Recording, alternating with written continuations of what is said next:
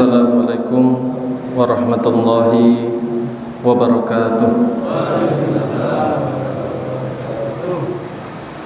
Innal hamdalillah nahmaduhu wa nasta'inuhu wa nastaghfiruh wa na'udzu billahi min shururi anfusina wa min sayyiati a'malina.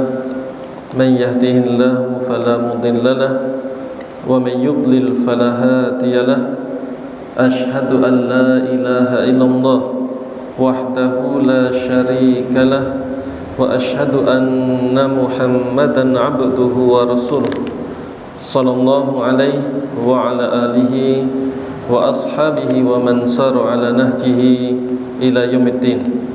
Ma'asyiral muslimin, para hadirin sekalian rahimani wa rahimakumullah. Alhamdulillah, kita haturkan syukur kita pada Allah Subhanahu wa ta'ala yang pada malam hari ini, malam ke-19 bulan Dzulqa'dah tahun ini, alhamdulillah kembali Allah Subhanahu wa ta'ala memberikan kemudahan, kemauan dan taufiknya pada kita semua sehingga kita bisa sama-sama hadir di masjid ini dalam rangka mempelajari sebagian dari agama Islam yang kita cintai, tentunya dalam rangka untuk mengamalkan apa yang kita pelajari. Kalau yang kita pelajari bukan dilakukan ya, mengamalkannya dengan cara dijauhi. Nah, karena kita mempelajari tentang dosa besar, maka cara mengamalkannya adalah dengan menjauhinya. Maka semoga Allah Subhanahu wa ta'ala memberikan kepada kita ilmu yang bermanfaat, amal yang soleh, yang semua itu semoga bermanfaat bagi akhirat kita. Amin ya rabbal alamin. Salawat dan salam, sanjungan, pujian dan keselamatan semoga senantiasa Allah limpahkan kepada teladan kita yang paling sempurna, manusia yang paling suci dari dosa, yang bahkan dosa yang dulu maupun yang akan datang sudah diampuni, yaitu baginda Rasulullah Muhammad sallallahu alaihi wasallam. Semoga Allah limpahkan semua itu pada beliau, para istri, para keluarga, para sahabat dan siapapun yang senantiasa mengikuti tuntunan beliau. Amin ya rabbal alamin. Taib, masyarul muslimin rahimani wa rahimakumullah, kita akan membahas dosa besar yang ketiga yang disebutkan oleh Al-Imam Az-Zahabi rahimahullahu ta'ala. Jadi dulu yang pertama kita membahas tentang dosa kesyirikan, yang kedua tentang dosa membunuh, yang ketiga adalah dosa sihir. Dan urutan ini tidak menunjukkan berarti urutan besarnya dosa seperti itu. Nah, tidak seperti itu ya.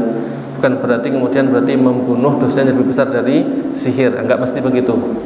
Ini hanya urutan penyebutan. Tapi urutan dosanya besar mana belum tentu sesuai dengan urutan tersebut. Jadi walaupun sihir disebutkan nomor 3, bukan berarti dosanya level ketiga. Tidak mesti. Bahkan sebagian ulama yang menjelaskan kitab ini menyampaikan sebenarnya kalau secara besarnya dosa, sihir lebih layak disebutkan nomor 2 karena lebih besar dari membunuh. Karena membunuh, selama pembunuhnya tidak meyakini halalnya atau bolehnya, dia masih muslim. Tapi sihir itu merupakan kekufuran. Mayoritasnya begitu, walaupun ada sebagian jenis sihir bukan kekufuran, tapi banyak sihir yang itu merupakan kekufuran. Nanti kita akan baca penjelasan dari Imam Az-Zahabi rahimahullahu ta'ala. Dan tentunya kalau itu kekufuran, maka bukan main-main, lebih besar dari dosa membunuh, walaupun sama-sama dosa besar. Taib, Imam Az-Zahabi rahimahullahu ta'ala mengatakan, kenapa beliau menyampaikan bahwasanya sihir itu merupakan dosa besar. Kalau sihir itu apa, insya Allah sudah sama-sama paham ya. Bahkan di film-film pun anak kecil sudah diajari sihir kan, tahu-tahu celing begitu ya. Tahu-tahu ada tongkat apa, terbang lah, bisa bikin orang terpental lah, apalah begitu. Jadi kalau pengertian sihir insya Allah sudah sama-sama dipahami. Banyak bentuknya, entah dengan mengucapkan simsalabim lah atau apa. Nah, tahu-tahu bisa apa atau menggunakan ikatan-ikatan lalu ditiup-tiup nanti membuat orang sakit misalnya, atau dengan macam-macam lah. Intinya kurang lebih seperti itu. Nah, Imam Adz-Dzahabi rahimahullah ta'ala menyampaikan kenapa beliau menyebutkan sihir dalam kategori dosa besar. Beliau mengatakan li'anna as-sahira la budda an yakfura, karena seorang penyihir itu pasti melakukan kekufuran. Ini kata beliau, bukan saya yang bilang. Imam Adz-Dzahabi sendiri yang mengatakan karena seorang penyihir itu pasti melakukan kekufuran. Cuman mungkin kita tidak lihat, tidak tahu. Nah, karena kita baca dulu, nanti akan menjelaskan kenapa beliau mengatakan penyihir kok pasti berbuat kekufuran. Nah, sebelum beliau menjelaskan secara alasan kenapanya, beliau menyebutkan dulu dalilnya yang menunjukkan bahwasanya sihir itu kekufuran. Beliau mengatakan qala Allah Ta'ala, Allah Ta'ala berfirman dalam surat Al-Baqarah ayat 102. Ayat 102. Beliau hanya menukil sebagiannya, nanti kita akan baca agak panjang. Allah Ta'ala berfirman, dinukil di sini, walakinnasyayatina kafaru yu'allimunan nasas sihra. Akan tetapi setan-setan itulah mereka yang kafir, mereka mengajarkan sihir kepada manusia. Yang dinukil oleh Imam Adz-Dzahabi cuman sepenggal ini. Kalau kita baca ayatnya lebih lengkap, ini di surat Al-Baqarah ayat 102 dan bahkan dari 101 sebenarnya, Allah Ta'ala menceritakan tentang orang-orang Yahudi. Tentang orang-orang Yahudi. Allah menyampaikan walamma ja'ahum rasulun min indillah musaddiqul lima ma'ahum. Ketika datang pada mereka, datang kepada orang-orang Yahudi seorang rasul dari sisi Allah Subhanahu wa taala yang membenarkan kitab mereka. Siapa itu? Nabi kita Muhammad sallallahu alaihi wasallam. Allah menceritakan tentang orang-orang Yahudi yang mana ketika Allah mengutus Nabi kita Muhammad sallallahu alaihi wasallam untuk semua umat termasuk untuk orang-orang Yahudi, dan Rasulullah membenarkan kitab Taurat. Maka kata Allah, nabadha fariqum minal ladina utul kitaballahi wara'a zuhurihim. Maka sebagian dari mereka melemparkan kitab di belakang punggung mereka.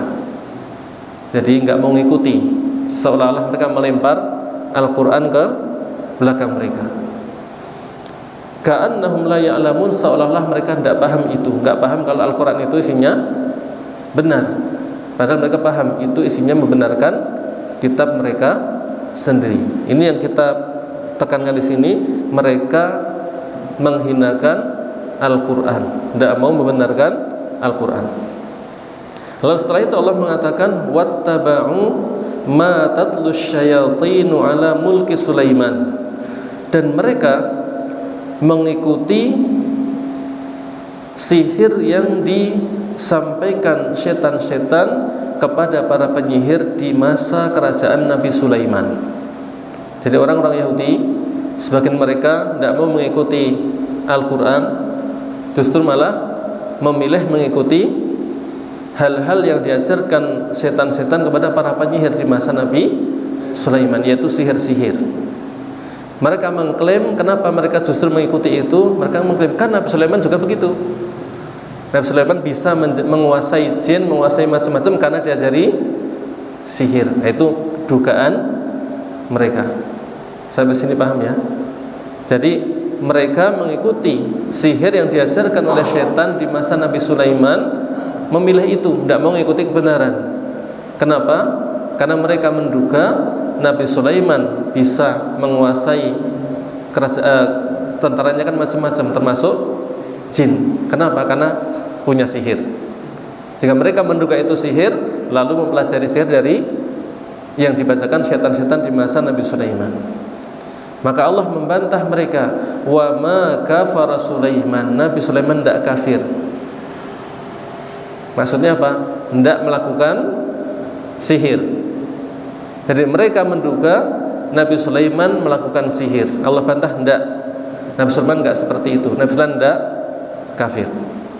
Nah, ini diantara dalil yang menunjukkan sihir itu kekufuran. Karena Allah membantah orang-orang Yahudi yang mengikuti sihir-sihir, mengklaim karena Nabi Sulaiman seperti itu. Allah katakan tidak. Nabi Sulaiman tidak seperti itu, tidak kafir. Maka ini menunjukkan berarti sihir itu kekufuran. Lalu Allah mengatakan walakinnasyayatina kafaru, bahkan setan-setan itulah yang kafir. Yu'allimunan nasas sihra, mereka mengajarkan sihir. Ini semakin menegaskan yang belajar ya kufur, yang mengajarkan juga kufur. Apalagi di akhir ayat juga disebutkan walaqad alimu laman ishtarahu ma lahu fil akhirati min khalaq. Sungguh mereka tahu barang siapa yang membeli sihir tadi dengan menukar agamanya, lebih milih sihir daripada mengikuti kebenaran tadi, malahu fil akhirati min khalaq, di akhirat tidak punya bagian sama sekali. Berarti tidak dapat bagian sama sekali, alias naudzubillah masuk neraka, tidak masuk surga. Maka ini masing-masing poin di ayat ini menunjukkan bahwasanya sihir merupakan kekufuran. Dan inilah dalil yang disebutkan pertama kali oleh Al-Imam Az-Zahabi rahimahullahu ta'ala. Taib. Jadi tadi Imam Az-Zahabi mengatakan li'anna as-sahira la budda an yakfur, karena penyihir itu pasti akan melakukan kekufuran agar bisa punya sihir. Dan di antara dalilnya yang baru saja kita baca, karena Allah menyampaikan bahwasanya Nabi Sulaiman tidak kafir dengan melakukan sihir. Bahkan yang kafir adalah setan-setan yang mengajari sihir. Dan Nabi Sulaiman tidak mengajari, tidak mempelajari sihir, tapi Allah Subhanahu wa taala yang memberikan kekuasaan yang luar biasa.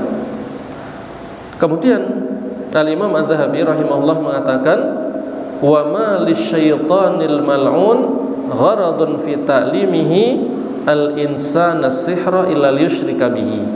Kata Imam Az-Zahabi, syaitan yang dilaknat itu, yang dijauhkan dari rahmat Allah Subhanahu wa taala, itu tidak punya tujuan apapun ketika mengajari manusia tentang sihir kecuali satu tujuan, liyusyrika bihi, agar berbuat kesyirikan. Ini ucapan Imam Zahabi. Jadi orang setan itu tidak mungkin mau mengajari manusia tentang sihir kecuali tujuannya satu ini, agar manusia tadi berbuat syirik. Nah, ini penjelasan dari Imam Zahabi. Berarti penyihir itu tidak akan punya sihir kecuali kalau sudah berbuat syirik dulu. Naudzubillah.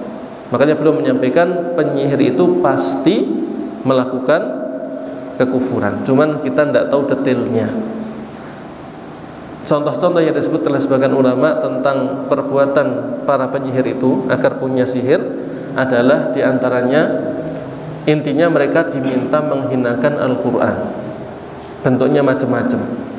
Ada yang mungkin disuruh meletakkan di tempat yang najis, atau suruh menginjaknya, atau bahkan yang lebih parah pernah saya baca, ada yang ketika buang air besar diminta menggunakan Al-Quran sebagai sandalnya. Naudzubillah. Walaupun detail apa saja kita nggak tahu, tapi itu contoh gambaran yang disebutkan tentang bagaimana perbuatan penyihir agar diajari sihir oleh syaitan. Maka tidak gratisan, bukan gratis, tapi menjual agamanya, mengorbankan keimanannya agar punya sihir. Maka naudzubillah, luar biasa berbahayanya. Maka jangan ada yang pengen punya sihir ya, tidak usah jadi penyihir. Bahayanya luar biasa. Walaupun bagi orang banyak mungkin wah keren gitu ya, bisa macam-macam kan, bisa celang-celing macam-macam, tapi bahayanya luar biasa. Karena ternyata kata Imam Az-Zahabi, setan tidak akan mungkin mau mengajari sihir gratisan ada tujuan satu-satunya, yaitu karena pengen orang tadi melakukan kesyirikan, entah dengan menghinakan Al-Quran, atau sebagian ulama juga memberikan contoh dengan diminta enggak sholat. Jadi syaratnya enggak sholat misalnya, tapi yang saya baca ini alhamdulillah orangnya enggak mau, jadi enggak jadi diajari sihir. Jadi pernah mendatangi seseorang yang punya sihir itu, lalu tanya kalau bahasa kita, Pak, kok jenengan punya sihir seperti itu ya, hebat sekali ya kalau bahasa kita ya, saya pengen seperti itu. Nah, terus dikasih tahu, bisa, cepat dapat insya Allah. Kok insya Allah itu bahasa saya, bisa gitu ya. Terus dikasih tahu, silahkan besok ke sungai sana, misalnya begitu, pas tenggelamnya matahari, nanti pas di tepi sungai ucapkan begini, nanti akan datang makhluk seperti ini menemuimu. Seperti itu infonya. Lalu benar dilakukan, datanglah dia, lalu dipanggil namanya, diajak bicara, pengen seperti gini-gini, pengen, syaratnya jangan sholat. Seperti itu ceritanya. Tapi orang yang cerita ini bilang, tapi saya mengatakan menjalankan sholat, tidak mau saya, gitu. Akhirnya malah marah dia, marah ke penyihir yang ngajari tadi. Itu contohnya. Jadi setan tidak akan mau mengajari sihir gratis. Pasti ada perbuatan kesyirikan atau semisalnya yang diminta.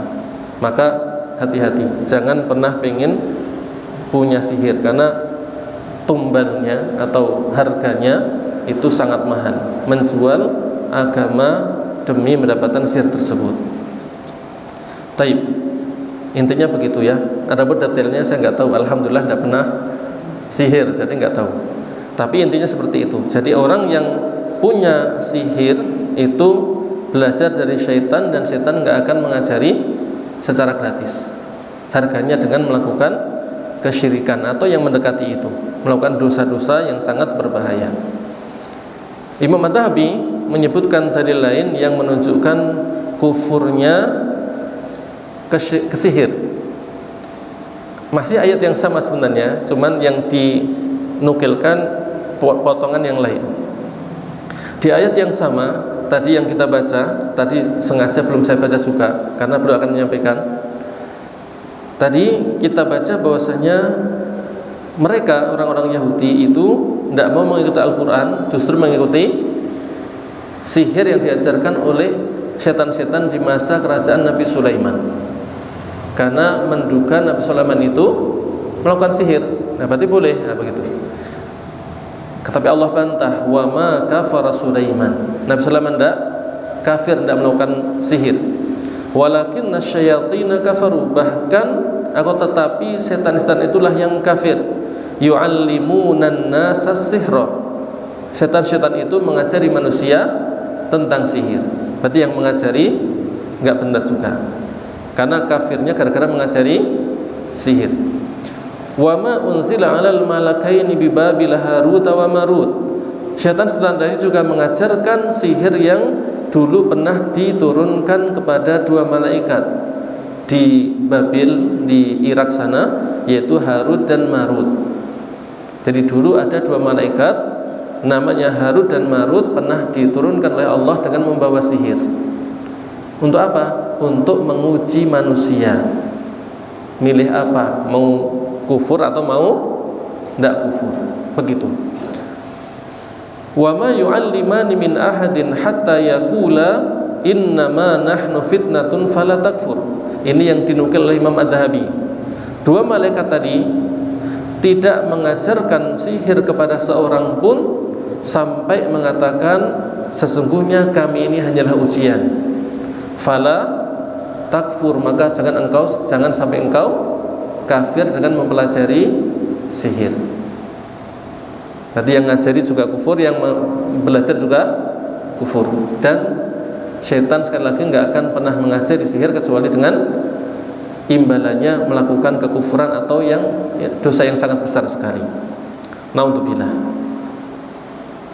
Fayata'allamuna minhuma ma yufarriquna bihi bainal mar'i wa zawjihi. Lalu mereka tetap ngeyel, malah mempelajari. Padahal sudah dikatakan jangan belajar, jangan kufur, kami hanya ujian. Ternyata mereka tetap mempelajarinya. Apa yang mereka pelajari?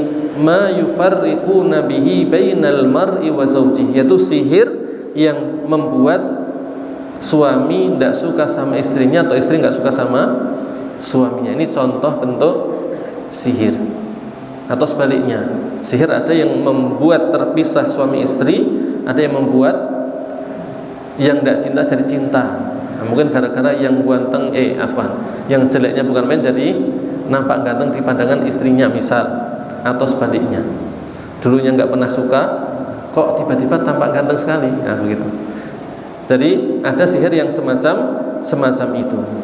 Ila an qala, Imam Dhahabi mengatakan sampai di firman Allah Ta'ala, walaqad alimu laman ishtarahu ma lahu fil akhirati min khalaq, dan sungguh mereka betul-betul mengetahui siapa saja yang membelinya, yaitu menukar agama dengan sihir tadi, milih sihir daripada kebenaran, maka ma lahu fil akhirati min khalaq, dia tidak punya bagian sama sekali di akhirat. Siapa yang seperti itu? Orang yang tidak punya bagian sama sekali di akhirat siapa? Orang yang kufur, berarti tidak berhak masuk surga sama sekali, naudzubillah.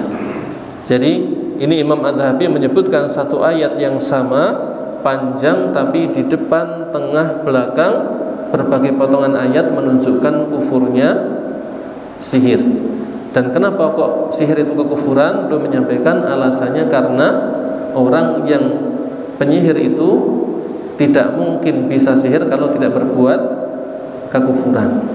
Maka ini dosa besar, bukan sekedar dosa besar, bahkan bahayanya sangat besar, karena sangat besar potensinya merupakan kekufuran. Naudzubillah. Kemudian Imam Adz-Dzahabi mengatakan, fatara khalqan katsiran minadh-dhulal yadkhuluna fis sihri wa yadhunnunahu haraman faqat. Kata Imam Adz-Dzahabi, engkau akan melihat banyak orang yang tersesat, mereka masuk dalam sihir dan mereka mengira sihir itu hanya haram tok, nggak sampai kekufuran. Berarti ini wanti-wanti Imam Adz-Dzahabi. Ternyata banyak orang jatuh dalam perbuatan sihir. Kenapa? Menduga sihir itu haram tapi tidak sampai kufur, akhirnya meremehkan. Jadi ini termasuk godaan setan ya. Jadi kan memang dosa itu tidak satu level. Ada yang kufur, ada yang dosa besar tapi di bawah kufur, ada yang dosa besar tapi di bawahnya lagi, ada yang mungkin dosa kecil dan seterusnya. Nah, sebagian tipu daya setan adalah dengan mengatakan kan itu bukan kekufuran, bukan syirik, hanya dosa. Nah, begitu. Hanya dosa besar, bukan syirik, maka masih mungkin diampuni, misalnya begitu. Ya enggak? Akhirnya meremehkan lalu berani berbuat dosa. Padahal kata beliau sebenarnya sihir itu bukan sekedar dosa besar. Seandainya pun sihir itu dosa besar dan nggak sampai tingkatan kekufuran, itu sudah bahaya. Betul kan? Apalagi ini kata beliau sihir, penyihir nggak akan mungkin bisa sihir tanpa berbuat syirik. Maka harus betul-betul hati-hati, ini bukan sekedar dosa. Seandainya dosa besar saja, nggak sampai syirik, nggak sampai kufur pun tidak boleh, apalagi ini sangat berpotensi menjatuhkan seseorang dalam kekufuran. Wa ma yash'uruna annahu al-kufru, kata Imam Dhahabi, mereka tidak menyadari kalau sihir itu kekufuran. Jadi banyak orang tidak paham kalau itu kekufuran. Fayadkhuluna fi ta'allumis simya wa ilmiha wa hiya mahdus sihr. Contohnya, ini contoh yang beliau sebutkan.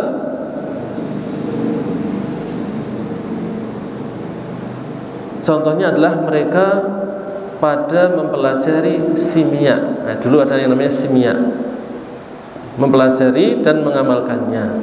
Simia itu adalah semacam sejenis ilmu sihir yang bisa membuat orang itu melakukan hal-hal yang menyelisihi hukum sunatullah yang normalnya gitu ya. Atau ada yang mengatakan itu ilmu sihir yang membuat orang itu menghayal yang tidak melihat sesuatu yang beda dengan yang terjadi. Bisa kan? Itu salah satu bentuk sihir seperti itu. Dan Nabi Musa pernah mengalami yang itu kan. Rasulullah juga pernah. Kalau Nabi Musa, yaitu ketika Nabi Musa di hadapan Fir'aun, lalu Fir'aun mendatangkan para penyihir, lalu meminta mereka untuk melemparkan tongkat dan tali-tali. Allah mengatakan yukhayyalu ilaihi annaha tas'a, maka dihayalkan di pandangan Nabi Musa seolah-olah bergerak seperti ular. Jadi aslinya nggak berubah sama sekali, tetap tongkat ya tongkat, tali ya tali, tapi yukhayyalu ilaihi, tapi dibuat di pandangan orang yang melihat seolah-olah jadi ular, sehingga mereka takut. Nabi Musa juga sempat takut, dan itu wajar karena beliau manusia, kan wajar takut sama ular, takut sama singa. Kalau nggak takut ini malah nggak wajar, ya kan? Nah, tapi kemudian ketika Nabi Musa diminta melemparkan tongkatnya, ternyata berubah jadi ular, beneran berubah, bukan cuma di pandangan orang, makanya bisa makan. Akhirnya para penyihir sadar itu bukan sihir, mirip sihir tapi bukan sihir, karena kalau sihir nggak akan bisa mengubah tongkat jadi ular. Mereka sadar itu, maka mereka sujud iman pada Allah, karena tahu ini bukan dari manusia tapi dari Rabbul Alamin. Jadi salah satu bentuk sihir seperti itu, membuat hayalan, membuat kita melihat sesuatu yang beda. Mungkin daun kelihatannya real gitu ya, atau ringgit atau rupiah merah-merah semua, padahal ternyata daun misalnya. Itu bisa, sihir kadang-kadang seperti itu. Tapi ada juga sihir itu yang bukan model begitu. Kalau itu kan menghayal saja, menipu. Tapi ada sihir yang menyakiti, ya kayak santet, ya kan, dibajak atau pakai boneka ditusuk, orangnya kena sakit. Ada juga yang seperti itu. Jadi sihir banyak macamnya. Tapi intinya sihir itu kekufuran, karena penyihirnya tidak akan bisa melakukan itu tanpa berbuat kekufuran. Itu penjelasan dari Imam Az-Zahabi rahimahullahu ta'ala. Walaupun kalau kita baca penjelasan sebagian ulama yang lain, ada sebagian sihir yang bukan kekufuran, yaitu sihir yang tidak pakai minta tolong kepada setan, tapi menggunakan obat-obatan. Ya kalau di masa kita mungkin tidak disebut sihir ya kan? Tapi intinya bisa membuat orang berhayal tapi nggak pakai jin, ya pakai obat. Ya, nah kalau dalam bahasa kita mungkin bukan sihir ya.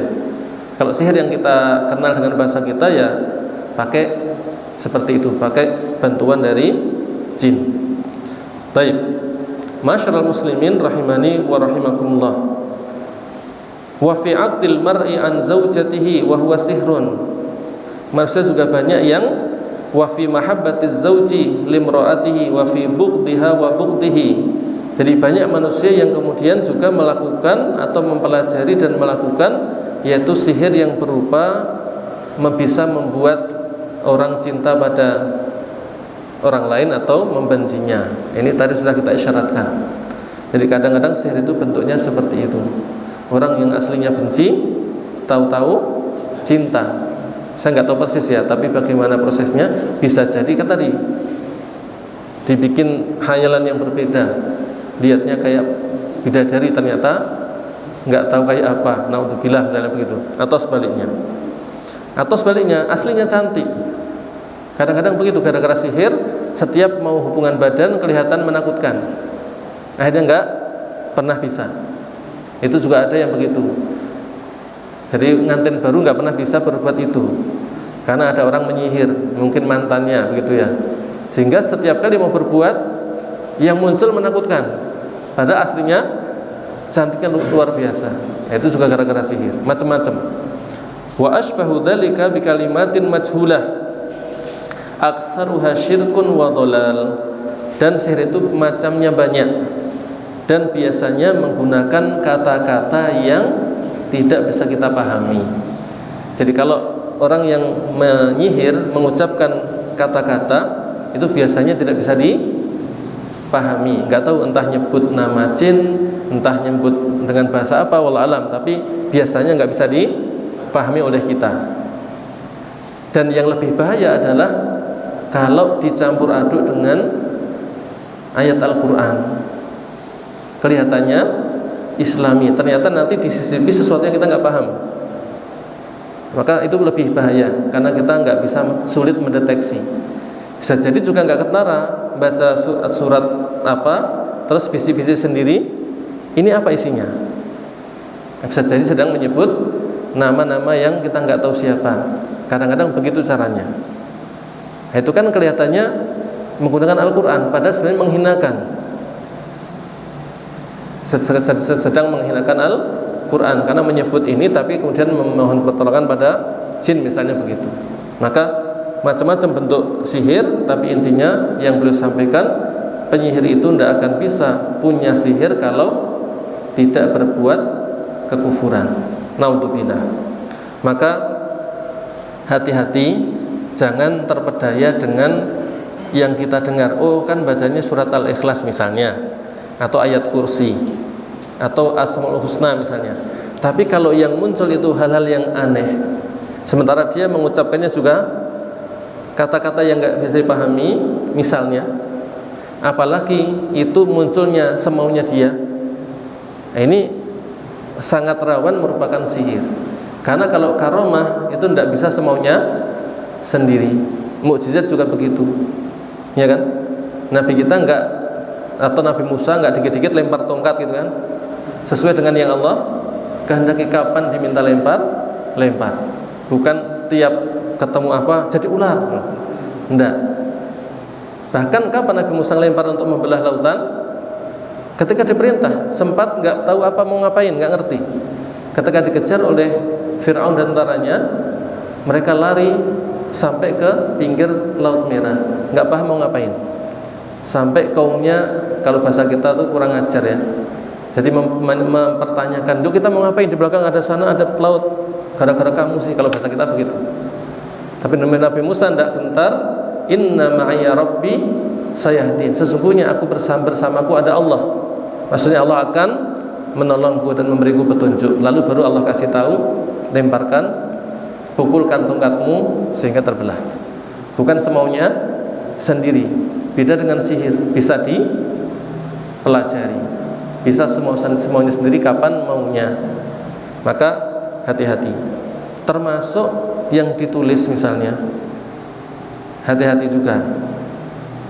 Kalau yang ditulis misalnya ayat kursi, atau Al-Asmaul Husna, atau Al-Ikhlas, ada enggak tulisan lain yang itu enggak kita pahami? Kalau ternyata ada, maka hati-hati, jangan-jangan itu seperti itu. Ini bahaya. Kita nggak tahu persisnya, tapi perlu hati-hati, karena di antara yang mereka lakukan adalah dengan menyisipkan sesuatu yang nggak bisa dipahami, digandengkan dengan ayat Al-Quran, sehingga orang yang nggak paham, oh ini ayat Al-Quran, ternyata di situ ada nama jin atau apa seperti itu. Baik, ala kulli hal, ini penjelasan yang beliau sampaikan menunjukkan bahwasanya sihir sangat berbahaya, dosa yang besar, bahkan sangat besar kemungkinannya di situ ada kekufuran. Walaupun kita secara persis nggak tahu detailnya, tapi Imam Adz-Dzahabi beliau menjelaskan seperti itu. Dan berdasarkan penjelasan sebagian ulama memang seperti itu.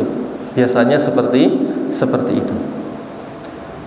Walaupun kita tidak boleh sembarangan ya, ini kita belajar dalam rangka untuk menjauhi, bukan untuk sembarangan menuduh orang, apalagi menerapkan hukumannya.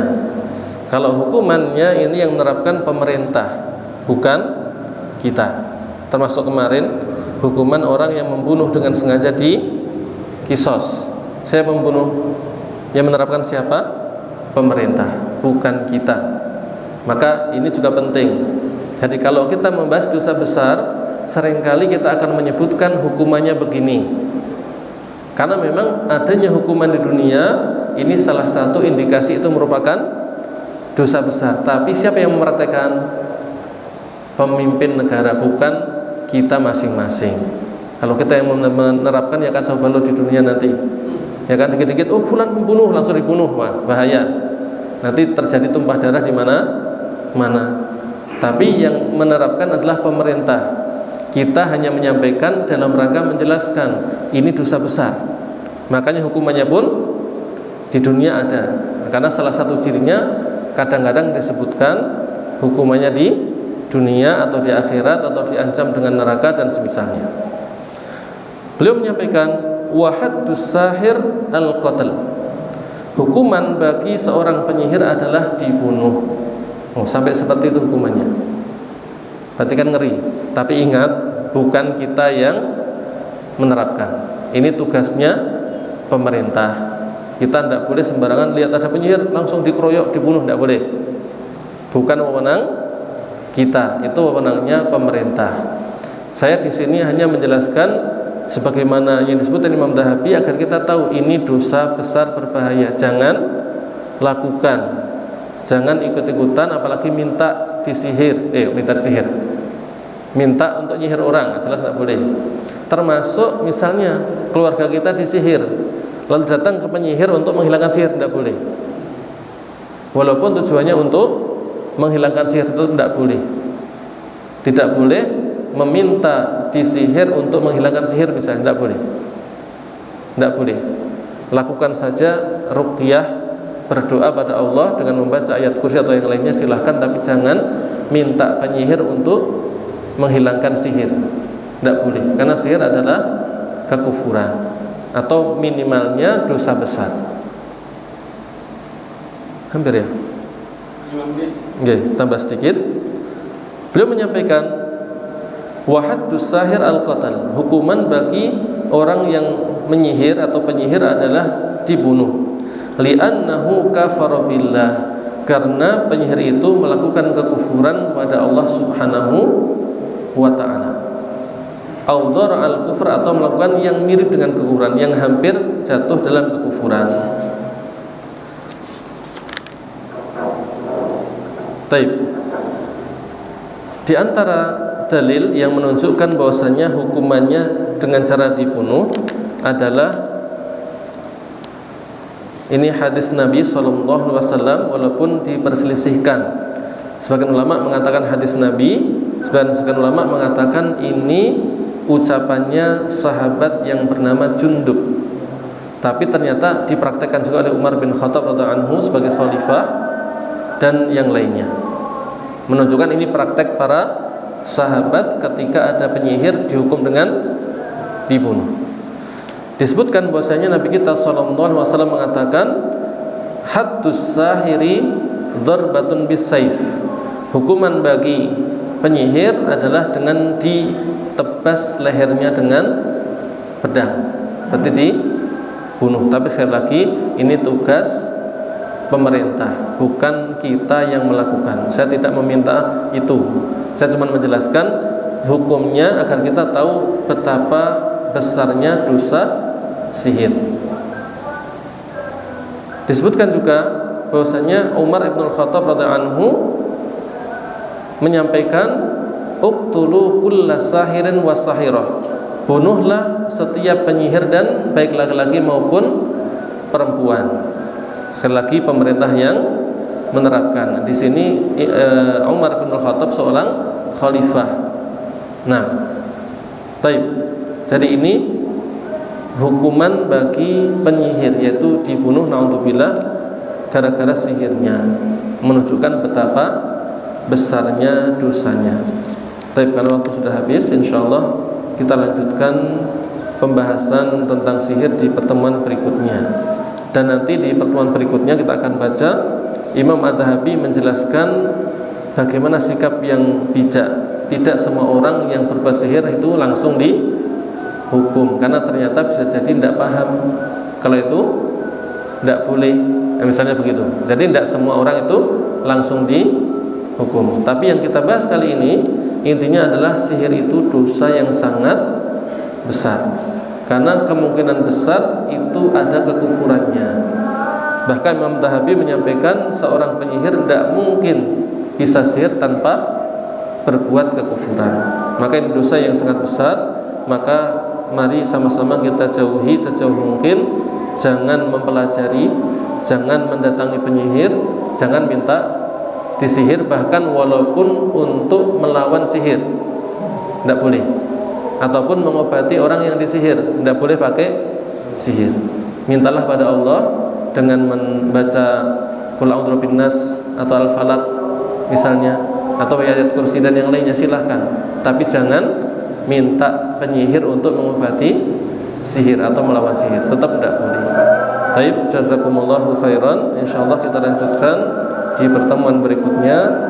Wassallallahu nabiyana Muhammad wa ala alihi washabbihi wasallam. Assalamualaikum warahmatullahi wabarakatuh.